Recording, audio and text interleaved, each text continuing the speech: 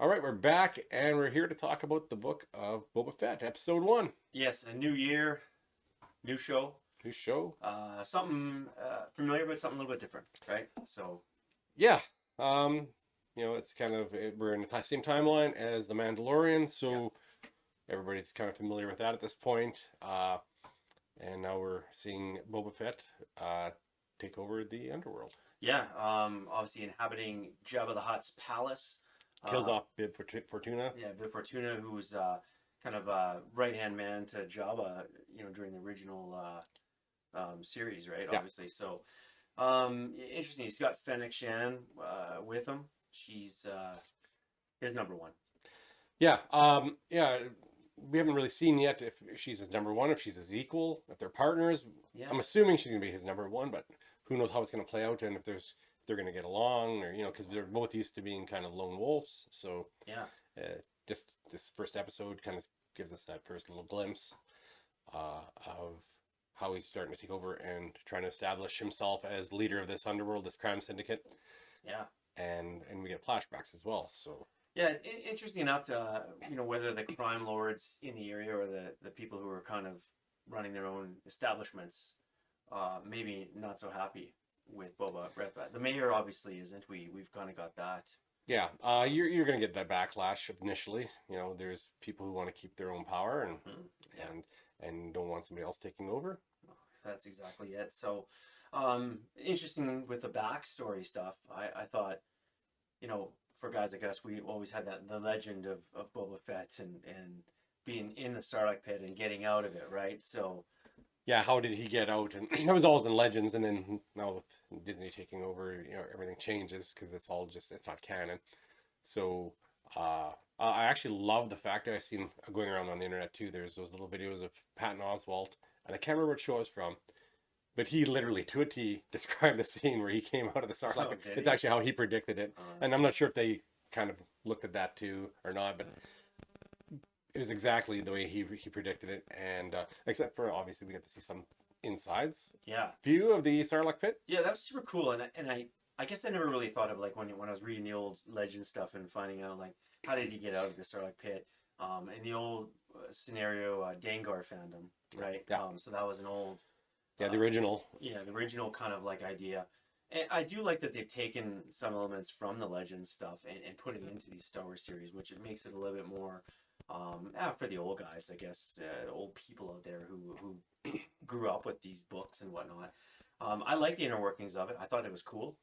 I like the how he got out. Hmm. There was already another body sitting in there as a No, stormtrooper. that was cool. How did he get in there? Because Oh yeah. I'm not sure. Was that from the original search parties when they were looking for Well, Luke back in the day? Who yeah, knows? that's what Because I'm wondering. Yeah, because I don't remember. I was just trying to think back. I mean, without going back to watch Return of the Jedi. who knows? There was no I stormtroopers don't. there. Yeah, I don't ever remember stormtroopers being there. So I'm thinking back, maybe, and who knows? It may not have anything to do with anything that we've seen so far. But Yeah. going back to Tatooine back in the days when Luke was there, maybe when they were searching for him in the Yeah. desert, Oh, maybe could maybe be. somebody fell in there.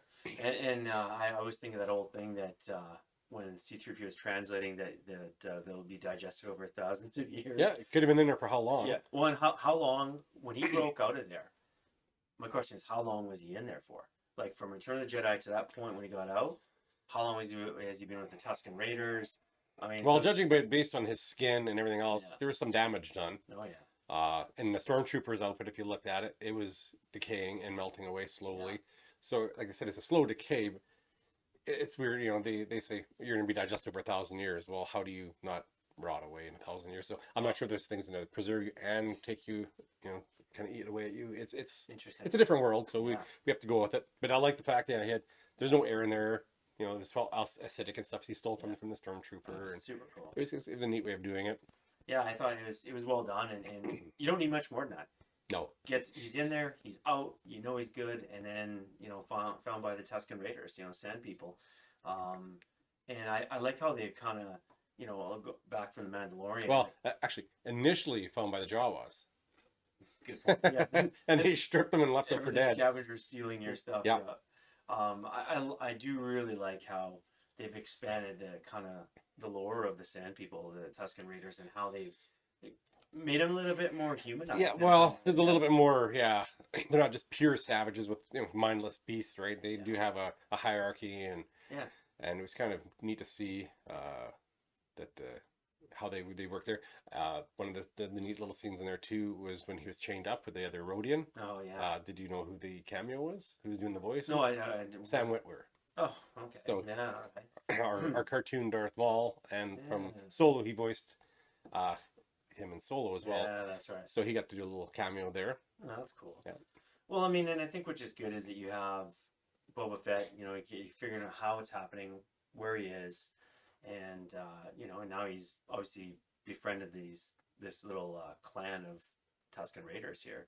How long he's going to be with them? And obviously, we're probably going to get more flashbacks of him. I would imagine it'd be a little bit, yeah, because there's still more backstory to get to the point where he found the marshal and got his stuff back. So, and I'm assuming he kind of almost becomes a clan member of the Sand People. I would think so. So, yeah, no, I think it's a good introduction for us, you know, as far as maybe where Boba Fett's going to go. I'm interested, just different things are going to happen. I mean, we've talked about rumors of what's going to go on. You know, one of the rumors we talked about possibly appearing in the series. yeah, because there's been many rumors as to, because each episode's supposed to have big cameos or certain people being showing up or certain actors. We don't know exactly who yet. You know, there's always it could be anybody at this point, but there's talk of a super big cameo doing some de-aging again. Are we gonna see some Han Solo? Yeah. Based on little things that are in this first episode, and in the theme song and the music, there is glimpses of Crimson Dawn. Yeah. In the music. So what I'm surmising is maybe we're going to see Kira, an older Kira, and we'll get a de-aged Han, and maybe get him a meetup, one final meetup or something. That'd be something, eh? It's all going to kind of come to a head, because Boba Fett would be perfect for being in between both. Right? Yeah, so, you've got lots of opportunities for different characters to pop in these kind of old series, right? Which is, I think, to me, it is Star Wars, and that's where it should be is using these legacy characters, using characters that have even popped up in recent years, like you said, like in Solo and places like Rogue One, things like that. They were good movies. Yeah, it's all based in the Star Wars world. Boba Fett is more centralized into the Star Wars world because he is a Legends character.